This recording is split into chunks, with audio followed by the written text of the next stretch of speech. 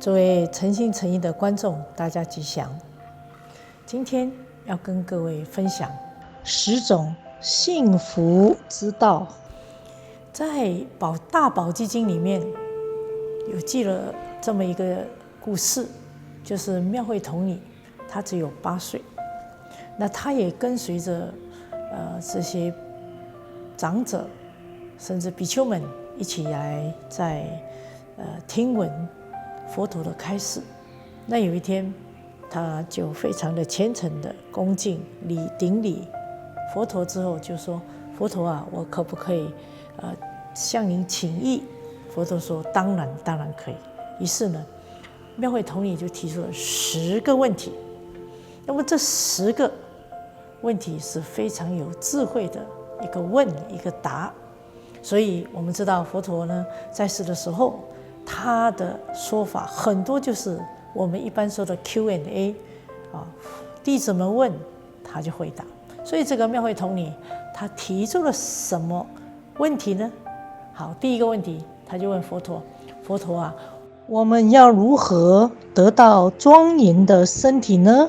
佛陀就回答说：“要得到庄严的身体呢，第一要住大慈悲，不可以起嗔恨心。而且我们很欢喜来学习，甚至有些地方我们都要到寺院里面去来帮助寺院造佛像啦，供养佛具等等。这是一个。第二个呢，妙慧童女又问了：怎么可以得到大富大贵？怎么得到大富大贵？佛陀也是很欢喜的回答说：要得到大富大贵，第一要懂得欢喜布施。我们说的3轮体空，布施的东西，布施给谁，甚至布施这件事情，要都把它放下，甚至不能起骄傲的心，不能起给了还要想要得到别人回报，就是我们常说欢喜的给，无助的给，就自然能够得到大富大贵。那第3，妙慧童女又问了佛陀啊，怎么能够免于病痛或者是死亡呢？佛陀就说：这个我们平时就要提起正念，护持正法，还有最重要，不可以两舌，不可以恶口，不要造谣这样的话，我们得到的就是我们的清净的身心，就能够免于这个病亡痛苦。那第4，我们常常会说人的生命是无常佛陀啊，请问如何能够免于无常，超越无常？佛陀就说：要超越无常，要深信因果，深信正法，还有呢，不妄损他人，还有要随喜法喜的去供养。这个就是我们怎么能够超越这个无常。再来呢，我们的妙慧童女又问了佛陀啊，要如何不受人的血肉之躯，能够像您一样有这样的一个神通力量呢？佛陀就微笑的说：要常常修习禅定，更重要要有正念正见。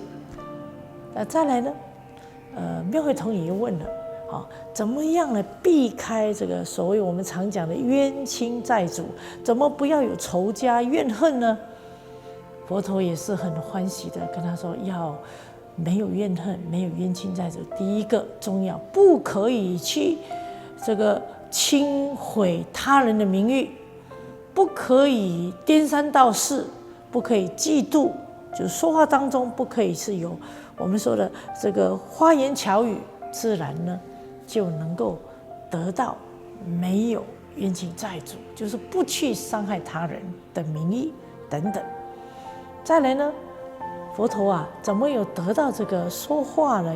有这个信服力，人家对我们恭敬，而且信服于我们呢？佛陀说：言行要一致，不生恶心。也就是我们所说的话，我们所说的就是我们所做的，我们所做的就是我们所说的，要言行一致。好，再来呢，我们的辩会同理又问了，如何要免除我们的一些障碍呀？理事能够圆融啊？佛陀就告诉他，持戒，我们能够持戒，还有不毁谤他人，这个就能够没有障碍。再来呢，佛陀，我们怎么没有烦恼？我们每天都烦恼恼，怎么来去除这个烦恼呢？佛陀也微笑地说，我们要精进于佛道，还有我们所做的功德，我们所做的修行要回向于他人。这最后一个题目呢，就是佛陀啊，我们怎么在我们临终的时候，我们能够安心放下呢？佛陀呢就说了，到临终要安心放下，就是他平时啊，就是要深信因果，深信善法，还有当然平时就已经做到供养三宝、礼敬三宝，最重要平时就是发菩提心。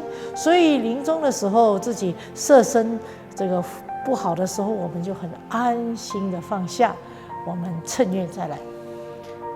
佛陀在这个说法当中没有忘记提醒我们所有众弟子们，这一切修行是难行能行啊，难忍能忍。所以修行路上真的要靠自己，要得到富贵，要得到清安，要得到解脱，一定要自己做到学佛行佛。阿弥陀佛。